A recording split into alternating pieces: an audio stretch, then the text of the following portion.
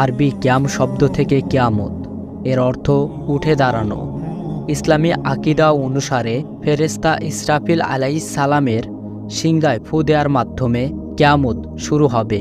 মানুষের অবাধ্যতা যখন চরমে পৌঁছাবে, আল্লাহর নাম নেয়ার মতো পৃথিবীতে একটি লোকও থাকবে না, সেদিন আল্লাহ এই বিশ্বজগৎ এবং সবকিছু ধ্বংস করে দেবেন। একেই বলে কিয়ামত। ইসরাফিল আলাইহিস সালাম সিংহায় দুবার ফু দেবেন।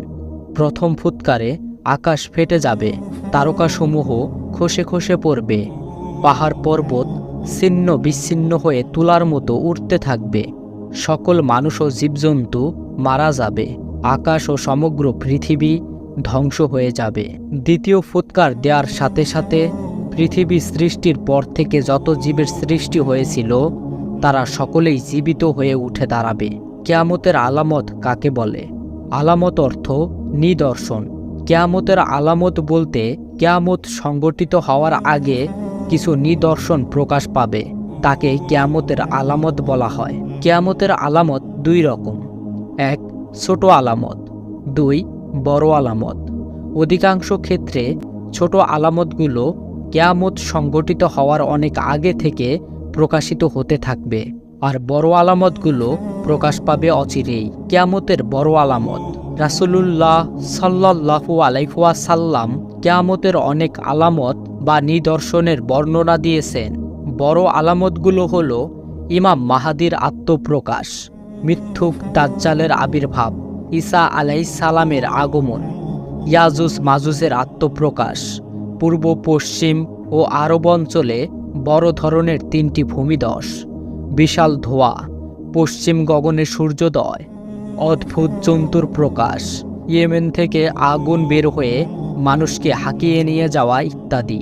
কিয়ামতের ছোট আলামত। ছোট আলামত যেমন প্রচুর ধন সম্পদ হওয়া ও জাকাত খাওয়ার লোক না থাকা, নানা রকম ফিতনার সৃষ্টি হওয়া, আমানতদারিতা না থাকা, এলেম উঠিয়ে নেওয়া ও অজ্ঞতা বিস্তার লাভ করা, সুদ ব্যভিচার, মদ বাদ্যযন্ত্রের ব্যাপকতা, রাখাল শ্রেণীর অট্টালিকা নির্মাণ, কৃতদাস কর্তৃক মনিবকে জন্ম দেয়া, মা বাবার অবাধ্যতা, বেশি ভূমিকম্প হওয়া, হত্যা বেড়ে যাওয়া, মানুষের আকৃতি রূপান্তর, মুমিনের স্বপ্ন সত্য হওয়া, মিথ্যা সাক্ষ্য বেড়ে যাওয়া, নারীর সংখ্যা বেড়ে যাওয়া, আরব ভূখণ্ড তৃণভূমি ও নদ নদীতে ভরে যাওয়া, ফোরাত নদীতে স্বর্ণের পাহাড় প্রকাশ পাওয়া, হিংস্র জীবজন্তু ও জড় পদার্থ মানুষের সাথে কথা বলা ইত্যাদি। কিয়ামত কবে হবে? কিয়ামত কবে হবে তা একমাত্র আল্লাহ তাআলাই জানেন। হাদিসে এসেছে, হযরত জিবরাইল আলাইহিস সালাম একদা ছদ্মবেশে বিশ্বনবী সাল্লাল্লাহু আলাইহি ওয়াসাল্লামের কাছে হাজির হয়ে আরজ করলেন, কিয়ামত কখন অনুষ্ঠিত হবে? বিশ্বনবী সাল্লাল্লাহু আলাইহি ওয়াসাল্লাম বলেন, কিয়ামত কখন অনুষ্ঠিত হবে তা আল্লাহ ছাড়া আর কেউ জানেন না। আল্লাহ ইরশাদ করেন, কিয়ামতের জ্ঞান কেবল তারই জানা, তার জ্ঞানের বাইরে কোনো ফল আবরণমুক্ত হয় না এবং কোনো নারী সন্তান প্রসব ও গর্ভধারণ করে না। অপর আয়াতে বলা হয়েছে, তারা আপনাকে জিজ্ঞেস করে কিয়ামত কখন হবে, আপনি বলে দিন, এর খবর তো আপনার পালনকর্তার কাছেই রয়েছে, নির্ধারিত সময়ে তিনি তা পরিষ্কারভাবে দেখাবেন। সূরা আরাফ আয়াত 187। নবী সাল্লাল্লাহু আলাইহি ওয়াসাল্লাম বলেন, গুপ্ত জ্ঞানের বিষয় 5টি, যা আল্লাহ ছাড়া কেউ জানে না। 1. কিয়ামত। 2. আগামী দিন কি ঘটবে। 3. কখন বৃষ্টি হবে। 4. কার কোথায় মৃত্যু হবে। 5. কখন কিয়ামত হবে। হাদিস বুখারী। কিয়ামত হবে এটা মহান আল্লাহর ঘোষণা। সেদিন মহান আল্লাহ ছাড়া আর কোনো কিছুর অস্তিত্ব থাকবে না। কোরআনে এসেছে, জমিনের উপর যা কিছু রয়েছে সবই ধ্বংস হয়ে যাবে একমাত্র আপনার মহিমা এবং মহানুভব পালনকর্তা ছাড়া। সূরা আর-রহমান আয়াত 26-27। কিয়ামতের আগে কিছু ভয়ঙ্কর ফিতনার দেখা দেবে, তার মধ্য থেকে আজ আলোচনা করব 4টি ফিতনার সম্পর্কে। তো শুরু করা যাক। নাম্বার 1, ইলম উঠে যাওয়া। কিয়ামতের অন্যতম আলামতগুলোর একটি, পাশাপাশি এটি উম্মতের মধ্যে ছড়িয়ে পড়া ভয়াবহ একটি ফিতনা। মানুষ আলেমদের অবমূল্যায়ন করতে শুরু করবে, ফলে প্রকৃত ইলম আস্তে আস্তে উঠে যাবে। মানুষ বিভ্রান্ত হতে থাকবে, সবাই নিজেকে আল্লামা ভাবতে শুরু করবে। রাসূল সাল্লাল্লাহু আলাইহি ওয়াসাল্লাম বলেছেন, অবশ্যই কিয়ামতের আগে এমন একটি সময় আসবে যখন সব জায়গায় মূর্খতা ছড়িয়ে পড়বে এবং ইলম উঠিয়ে নেওয়া হবে। হাদিস বুখারী, হাদিস নং 7062। নাম্বার 2-এ রয়েছে মুসলমানদের মধ্যে লড়াই। বর্তমানে রাজনৈতিক কিংবা ব্যক্তিগত কারণে মুসলমানরাই মুসলমানদের বিরুদ্ধে লড়াই করে, একে অপরকে দমানোর জন্য সব পদক্ষেপই গ্রহণ করে বসে। রাসূল সাল্লাল্লাহু আলাইহি ওয়াসাল্লাম মুসলমানদের নিজেদের মধ্যে এমন বিবাদে জড়ানো ফিতনা বলে আখ্যায়িত করেছেন। 3 নম্বরে হলো হত্যাকাণ্ড বেড়ে যাওয়া। শুধু তাই নয়, রাসূল সাল্লাল্লাহু আলাইহি ওয়াসাল্লাম বলেছেন, সেই সত্তার শপথ যার হাতে আমার জীবন, দুনিয়া ধ্বংস হবে না যে পর্যন্ত না মানুষের কাছে এমন এক যুগ আসে যখন হত্যাকারী জানবে না যে কি দোষে সে অন্যকে হত্যা করেছে এবং নিহত লোকও জানবে না যে কি দোষে তাকে হত্যা করা হচ্ছে। জিজ্ঞেস করা হলো, কিভাবে এমন অত্যাচার হবে? তিনি জবাবে বললেন, সে যুগটা হবে হত্যার যুগ। এরূপ যুগের হত্যাকারী ও নিহত ব্যক্তি উভয় জাহান্নামী হবে। হাদিস মুসলিম, হাদিস নং 7196। এবং সর্বশেষ 4 নম্বরে রয়েছে প্রযুক্তির উৎকর্ষতা ও বড় বড় দালান। ফিতনার যুগে প্রযুক্তিগত দিক থেকে মানুষ অনেক দূর এগিয়ে যাবে। বড় বড় দালান কোটা হবে, পাহাড় কেটে সুড়ঙ্গ পথ নির্মাণ করা হবে, যা বর্তমানে আমরা খুব স্বাভাবিক হিসেবেই দেখছি। হযরত আব্দুল্লাহ ইবনে ওমর রাদিয়াল্লাহু আনহু থেকে বর্ণিত, রাসূল সাল্লাল্লাহু আলাইহি ওয়াসাল্লাম বলেন, যখন মক্কা শরীফের টিলা রুদর বিদীর্ণ করা হবে আর নির্মিত ভবনগুলো মক্কা শহরের পাহাড়গুলোর চেয়ে উঁচু হবে, তখন মনে করো ফিতনার সময় সন্নিকটে। আল্লাহ তাআলা আপনি আমাদেরকে ছোট বড় সকল ফিতনার হাত থেকে হেফাজত করুন, আমিন। কিয়ামত অনুষ্ঠিত হওয়ার আগে 6টি ঘটনা ব্যাপকভাবে প্রকাশ পাবে। সবশেষে যে ঘটনাটি ঘটবে তা হবে খুবই ভয়ঙ্কর ব্যাপার। একজন পুরুষের পিছনে অনেকগুলো নারী আশ্রয় চাইবেন। কোনো কোনো বর্ণনায় এসেছে 40 থেকে 50 জন নারী আশ্রয় চাইবে। সে সময় পুরুষের সংখ্যা কমে যেতে থাকবে আর নারীর সংখ্যা ক্রমাগত ব্যাপক হারে বাড়তে থাকবে। কিয়ামতের পূর্বে ফিতনার সময় ব্যাপক যুদ্ধ হবে।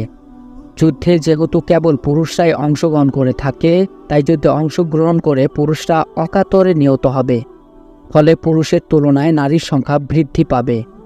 হযরত আবু মুসা রাদিয়াল্লাহু আনহু বর্ণনা করেছেন, নবীজি সাল্লাল্লাহু আলাইহি ওয়াসাল্লাম ইরশাদ করেছেন যে, এমন একটা সময় আসবে যখন একজন পুরুষ দেখতে পাবে তার পিছনে 40 জন নারী অনুসরণ করছে আশ্রয়ের জন্য। কেননা তখন পুরুষের সংখ্যা অনেক কমে যাবে আর নারীর সংখ্যা বাড়তে থাকবে। হাদিস বুখারী। হাদিসের ধারাক্রম অনুযায়ী এটি হলো সর্বশেষ আলামত। কিয়ামতের আগে আরও 6টি ঘটনা ব্যাপকভাবে প্রকাশ পাবে। হযরত আনাস রাদিয়াল্লাহু আনহু সাহাবায়ে কেরামের উদ্দেশ্যে বর্ণনা করেছেন, আমি তোমাদের কাছে একটি হাদিস বর্ণনা করব যা আমি রাসূলুল্লাহ সাল্লাল্লাহু আলাইহি ওয়াসাল্লামের কাছে শুনেছি এবং আমি ছাড়া আর কেউ সে হাদিস বলতে পারবে না। 1. ইলম উঠে যাবে। 2. অজ্ঞতা বেড়ে যাবে। 3. ব্যভিচার বেড়ে যাবে। 4. মদপানের মাত্রা বেড়ে যাবে। 5. পুরুষের সংখ্যা কমে যাবে। এবং নাম্বার 6-এ রয়েছে নারীর সংখ্যা এমনভাবে বেড়ে যাবে যে একজন পুরুষকে 50 জন নারী দেখাশোনা করতে হবে। হাদিস বুখারী। হাদিসে বর্ণিত বিষয়গুলো অল্প হলেও সত্য হতে শুরু করেছে। সময়ের পরিক্রমায় তা বাস্তবে পরিণত হবে আর তখনই অনুষ্ঠিত হবে কিয়ামত। সুতরাং এ পরিস্থিতি আসার আগে সবাইকে সতর্ক হওয়ার বিকল্প নেই।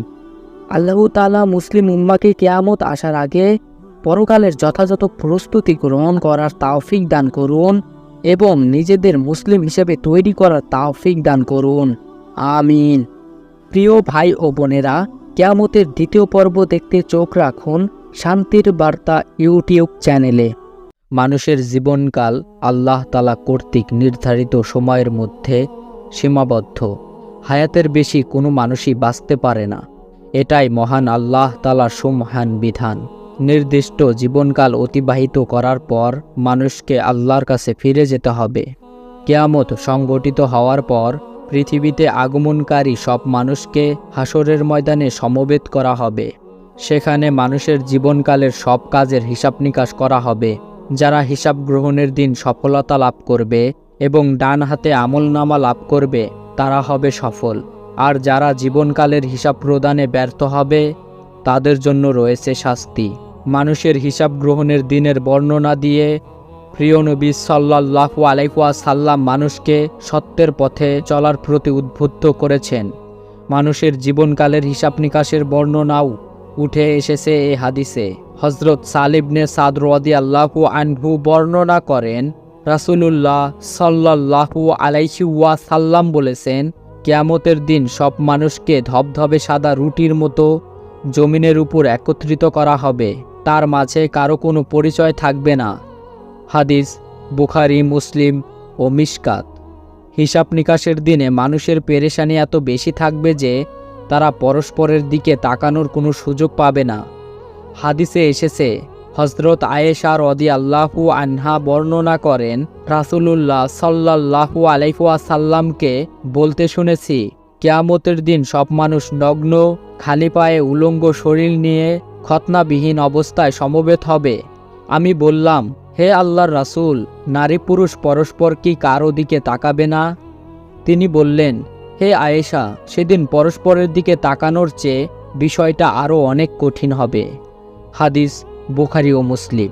সুতরাং মানুষের উচিত পরকালের হিসাব নিকাশ প্রদানের জন্য প্রস্তুতি গ্রহণে আল্লাহর বিধিবিধান পালনে মনোনিবেশ করা, আল্লাহর একান্ত রহমত কামনা করা। কেননা সেদিন কোনো মানুষই তার রহমত ব্যতীত সফলতা লাভ করতে পারবে না। আল্লাহ তাআলা মুসলিম উম্মাহকে তার বিধিবিধান পালনে একান্ত রহমত লাভের তাওফিক দান করুন। হাসরের ময়দানে ডান হাতে আমলনামা লাভ করার তাওফিক দান করুন। আমিন। আজ এই পর্যন্তই। আল্লাহ তাআলা আপনাদের সবাইকে ভালো রাখুক। আরও এইরকম সুন্দর সুন্দর ভিডিও দেখার জন্য চ্যানেলটি সাবস্ক্রাইব করে রাখুন। আসসালামু আলাইকুম।